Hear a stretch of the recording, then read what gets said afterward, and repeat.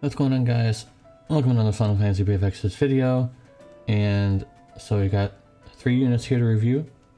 Awakened Wakka, Star Player Tidus, Neo Vision Awakened, and also Yuna, Neo Vision. So basically Wakka is really good for his Lilith Burst, 87% defense and spirit break on a 3-star, but he's, remember guys, this is 7-star stat, 7-star stuff, but he starts as a 3-star, remember that. Triple and quad cast available, 85% spirit and defense breaks available as well, preemptive 70% full break, and 500% cap, or 5 times cap, whatever you want to call it. There are other things in this kit, but really the best thing is that Lilith Burst, 120% all imperil, and 87% spirit and defense break, so that's really good. Only has 50% TDH, and True Shield build is not very useful on him since his STMR is two-handed, and you'd probably like to have that equipped. It's quite good. It's a quite good STMR to have, so I'm gonna go ahead and give him a 7.5 out of 10 just because of that Lilith Burst is pretty crazy for just something that's super accessible to pretty much anyone because he's a 3-star. So, moving on. Star Player Tidus, Neo Vision Awakened. He has the 5 times cap, or 6 times if you get him to EX2. Grandis boosts water and light by 30%, 280% attack buff, and 200% Lilith Burst damage buff. 60 LB fill, pretty good. I just wanted to mention this here since he had a hard time getting this, but he has triple cast permanently now. Just wanted to mention that, even though pretty much every Neo Vision has triple cast one way or another. 40 times mod boost to all abilities besides his Lilith Burst. Yeah, he has 40% TDH, which is really good. Really good. 150% Fairy and Beast Killer. His SLB is a 1-hit, 135% Water Imperil, and also Light Imperil. 80% Defense Break, 150% Fairy and Beast Killer, and also 120 times mod with 50% Defense Ignore. And all those buffs and things only last for 1 turn, by the way. Quite good. Light Lilith Burst is quite strong, I would say. The biggest problem with him is that he has light chaining now, but he has no light imbues, despite his fire and wind and, you know, light, or like his water, I mean, those give him imbues and stuff like that, but apparently his light chaining does not give him imbues for light, so for some reason he has light and peril, but no way of doing anything with that other than being imbued by someone else. I don't really understand. It's like the Squall situation all over again. Why give him something that you can't do anything with in the greater scheme of things? So probably just best to stick with water anyways, since his STMR is two-handed and it's water based. So there's that. His STMR does get buffed, by the way, 180 attack, but you can also enhance it, I believe. So there's that. And only some of his moves got reworked. Most of his moves are still very weak, even though they all get 40 times mod boost. It's still not that good. So there's that. His SLB is really strong. It's insane that he has 400% TDH, and it's also insane that he has 600% cap at EX2, which is, you know, you're not using any red pearls for that.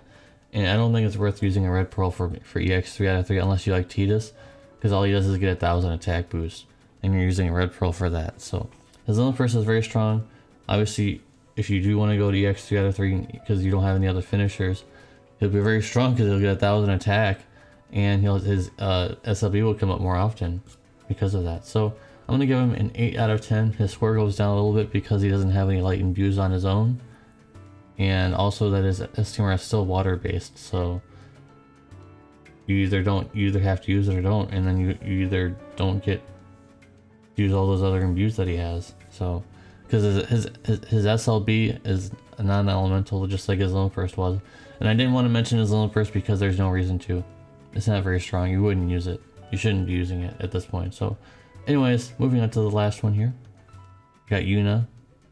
And this is going to be another one of those units that what were they thinking type of units. So I'll be getting into what I mean by that. So her base form has 50% aquatic and physical and magical mitigation. And that caused 5 Esper orbs. And also her Lilith Burst in her base form has 160% undead killer for physical and magical to all allies. and a unique ability of 30 times mod boost to all allies for evoke damage for Lunapurst, and also it's 170 times light magic with spirit scaling finisher. 20% spirit TGH. She has Ifrit, Shiva, and also Anima summon, which I knew that was I already called that. I knew that was gonna happen, so pretty good with that. So now Dark finally has a boost of some kind. Very good. Her Brave Shift form has grandness of 30% light boost, 280% spirit, 200% Lunapurst damage, and also 60 LP fill for one use. 5 times cap. Her Brave Shift to Lunapurst is 90 times light evoke damage, spirit scaled-ish type thing with one hit. She has 100% evoke magic, 160% evoke damage, and 150% Lunapurst damage passive. Now you might have noticed that I didn't mention anything with her TDH or anything like that because she doesn't have any. She has True Shield Wield and she can't even use it. She has 150% magic and spirit True Shield Wield and she literally can't use it because she can only equip staves and you can't equip shields. So you'd have to give up a slot for shields, and it's already very hard to build her. Her base form has pretty much nothing. You need EX 3 out of 3 to get the staff in peril, and her base form has basically nothing. She hasn't had infinite turns, because you saw I didn't mention it. No infinite turns, for only 4 turns in her Brave Shift form. Her Brave Shift has... It's not even like... I don't even know how to explain it. Like, she has a weird spirit scaling evoke damage thing where like it doesn't work because there's not I don't think it even exists. I don't, there might be something, one of them, there might be one that exists, but I don't think any exists that gives spirit damage for evoke damage. It's all magic based, but she wants to do spirit with her Brave Shift finisher. I don't really understand what they're doing. I don't get it. Like, they made her so weird. I'm pretty sure when this video comes out, like a few days from now, she's gonna be insanely strong. Like usual, I always get it wrong when something new comes out. But to me, it just doesn't make any sense. I guess you could force her to be True Dual Wield, which I've been saying in my Discord.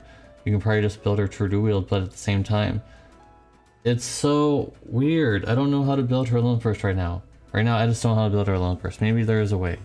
But I had a problem with building Citra. And Citra is basically almost the same thing. If you guys remember my Citra video, I tried to make her work. It's very hard to build her. It's going to be very hard to build Yuna, because they don't give you any options of building her well. They just make it super awkward to get her ready and going. So I don't know. I just don't know what to do with her. I'm gonna give her an 8 out of 10. But only because she could be more used like a support for Lunafreya, for example, like I called it before.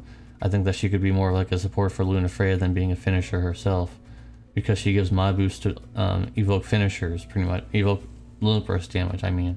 Not just finishers, just evoke Lunapurst, so like DP Fina could, do something with that, or just anything in general, but mostly Lunafreya. Pretty much Lunafreya. And she also has the staff in peril at EX 3 out of 3, so Lunafreya could benefit from that since she wants to equip two staves. So 8 out of 10 for Yuna. Hopefully maybe she gets one of those buffs that after the banner's already live. Hopefully she gets a buff in the news of some kind, because some units do get buffs even after they've been released, because they might not be being pulled as much, or they need a buff. Yuna, I think, needs a buff with her passives. More evoke magic, or just, I guess, evoke spirit. I'm not really sure. I just don't know. I'm not really sure on the mechanics here. So, with that being said, guys, I gotta get out of here because I'm running late and everything. So, appreciate you guys for watching. I am sorry that I can't bring a conclusion to understanding what her kit is. I'm sure it'll come out later, and I'll say, oh, this is how it works, and stuff like that, and whatnot. So, appreciate you guys watching, and I'll see you guys in the next one. Peace.